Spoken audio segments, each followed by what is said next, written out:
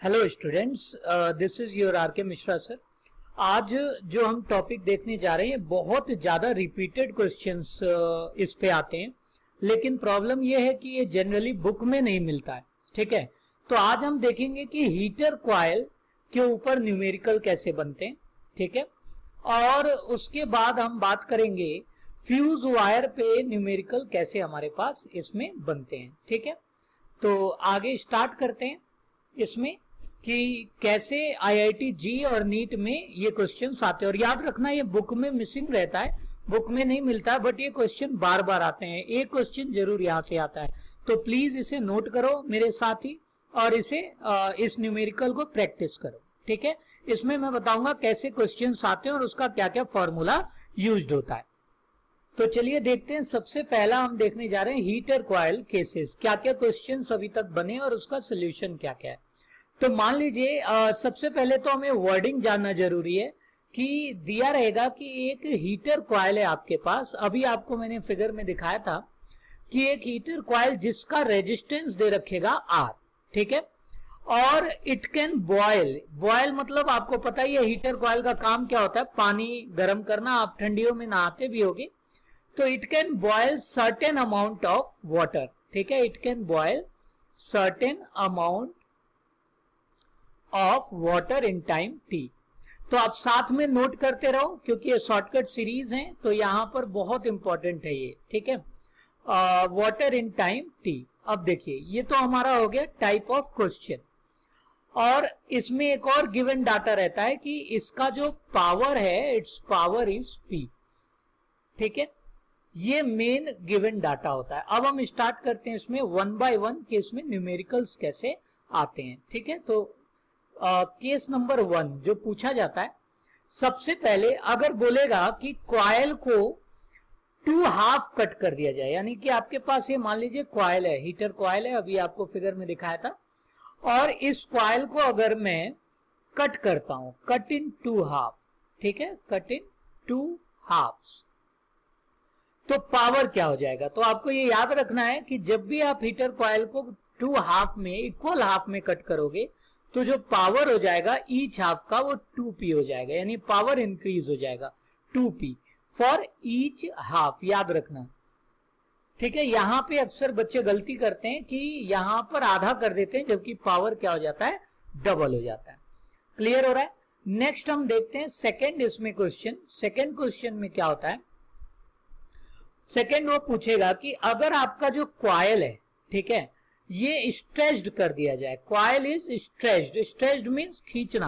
अगर आप इसको खींच देते हो, कितना खींचते हो, डबल लेंथ पे, यानी इसको खींच के आप इसका लेंथ डबल कर देते हो। ठीक है, तो पावर क्या होगा, तो power will be equal to P by 4। याद रखना, पावर क्या हो जाएगा, 4 टाइम्स डिक्रीज कर जाएगा। ठीक है, नेक्स्ट केस देखते हैं। ठीक है, अगला केस हमारा इसमें थर्ड या सी ले लेते हैं, एक्चुअली ए बी सी ले रहे थे। तो उसमें क्या लिखेगा कि अगर कॉइल को ट्विस्ट कर दिया जाए, यानी कि coil is twisted, if coil is twisted, twisted मतलब आपको मैं प्रीवियस शॉर्टकट सीरीज में भी बताया था, ट्विस्टेड मींस मोड़ना।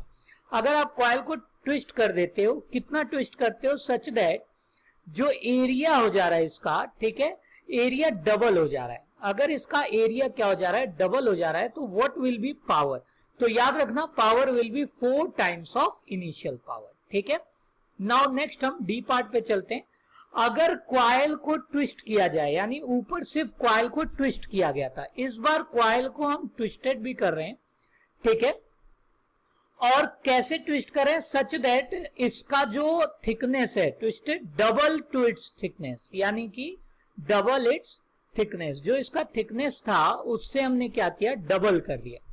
तो पावर कितना हो जाएगा, तो रिमेंबर पावर हो जाएगा 16 टाइम्स ऑफ पी। ठीक है, नेक्स्ट एक केस आता है इसमें कि कितना टाइम लेता है, how much time taken to boil, time taken to boil.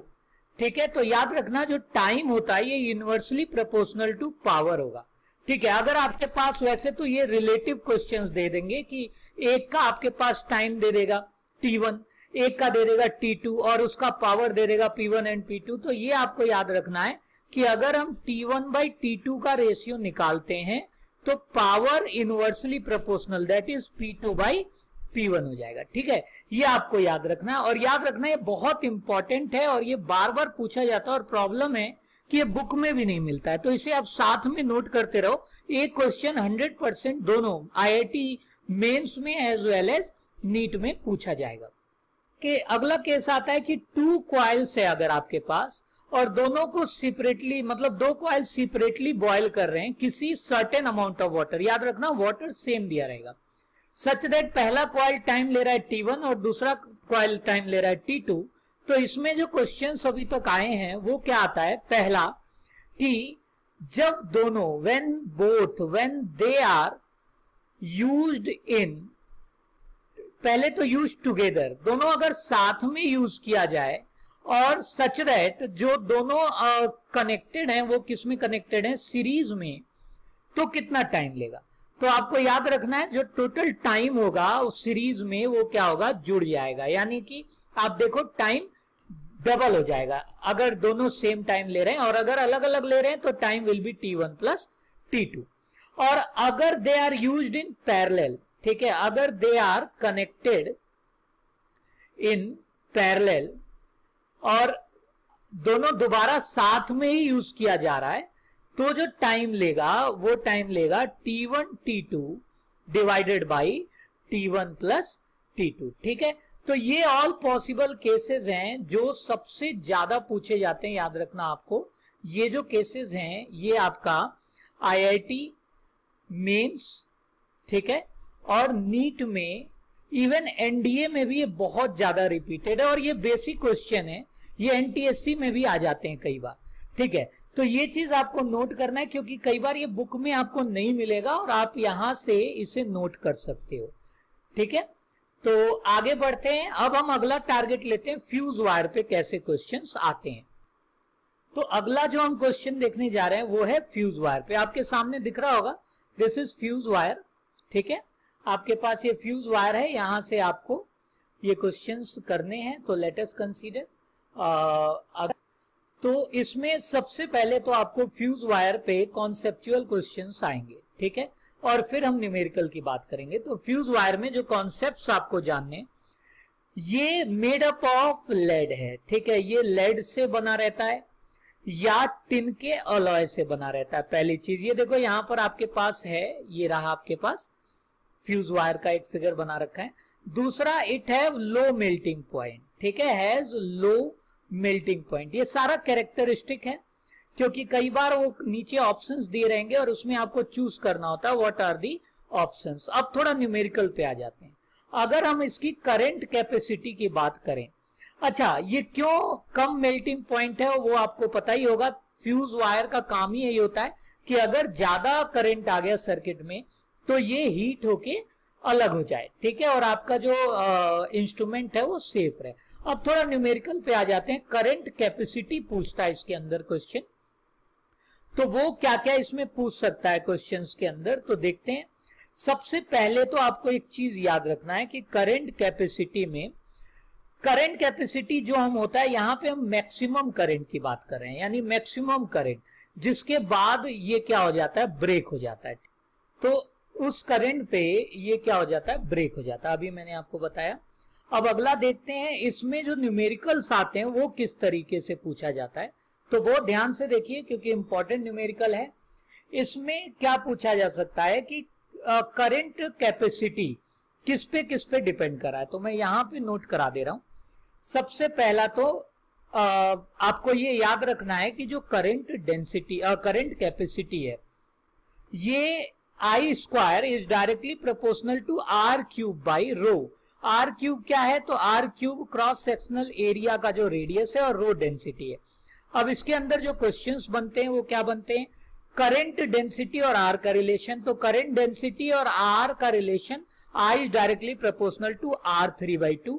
Next बनता है current capacity, sorry not density, capacity is inversely proportional to 1/रो, यानी डेंसिटी आप बढ़ाओगे तो करंट कैपेसिटी घटेगा मटेरियल का। और तीसरी और मोस्ट इंपॉर्टेंट पॉइंट याद रखना, this is most important point, कि current density does not depend on length. Does not depend on length. कई लोगों को लगता है कि ये लेंथ पर डिपेंड करता है, बट याद रखना कितना भी लंबा वायर हो इससे कोई लेना देना नहीं। ये जो यहाँ पे एल है कोई लेना देना नहीं है करंट डेंसिटी का। मेनली ये डिपेंड करता है आर पे और रो पे। ठीक है, आगे देख लेते हैं। अच्छा, नेक्स्ट जो इसमें क्वेश्चंस आते हैं वो आते हैं फोर्थ, टाइम कितना लेगा ये मेल्ट करने का, यानी टाइम टेकन टू मेल्ट। ठीक है, ये भी बहुत इंपॉर्टेंट न्यूमेरिकल है, कई बार पूछा गया है। तो टाइम टेकन टू मेल्ट की अगर हम बात करें तो time is directly proportional to A square, that is area square, और time is directly proportional to R to the power 4। क्यों? क्योंकि एरिया चूंकि हम सर्कुलर ले रहे हैं तो हमें पता पाई आर स्क्वायर होता है। तो ए तो एरिया हो गया अगर एरिया के टर्म में टाइम को लिखना है, और अगर आप रेडियस के टर्म में टाइम को लिखना चाहते हो तो वो हो जाएगा आर टू द पावर 4। ठीक है, और again important, time again independent होता है लेंथ पे, यानी कि मेल्टिंग टाइम का उससे कोई मतलब नहीं है। दैट इज कितना आपका लेंथ है इंडिपेंडेंट ऑफ लेंथ, उससे कोई लेना देना नहीं है। ठीक है, अगला जो पॉइंट है हमारा फिफ्थ पॉइंट देख लेते हैं। फिफ्थ पॉइंट, हमेशा एक चीज याद रखना कि जो हमारा फ्यूज वायर है, ठीक है, जो फ्यूज वायर है it is connected in series. Fuse wire is connected in series. ठीक है, ये हमेशा सीरीज में कनेक्ट होता है। ठीक है, और with main supply, with live और phase wire of main supply, main supply. ठीक है, तो आई होप आपको क्लियर हो गया होगा।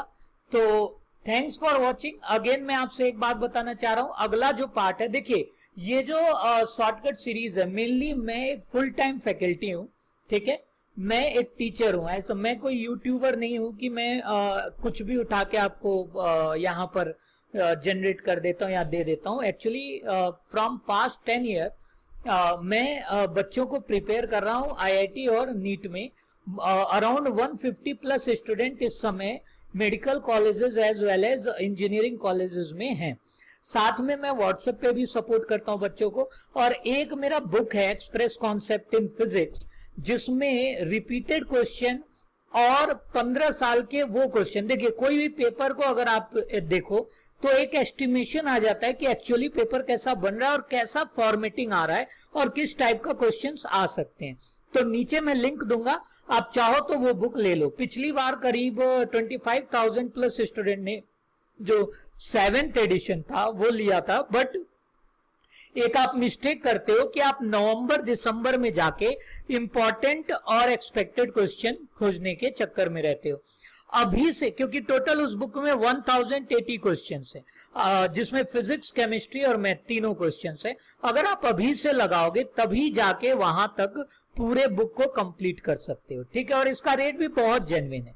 ठीक है, तो आई होप आप फॉलो करोगे। थैंक यू, और सब्सक्राइब करना ना भूलो, और जितने ज्यादा बच्चों को अगर आप बता सकते हो, एक रिक्वेस्ट है, उतने ज्यादा बच्चों को आप प्लीज शेयर करो ये वीडियो और उन्हें सब्सक्राइब करने के लिए बोलो। और नीचे एक वो देखिए बेल आइकॉन होगा, उस बेल आइकॉन को जरूर दबाइए, क्योंकि मैं जैसे जैसे इसमें शॉर्टकट सीरीज या कुछ भी अपलोड करूंगा आप पे तुरंत मैसेज आ जाएगा। ठीक है, thank you, this is your R K Mishra sir, bye bye, all the best.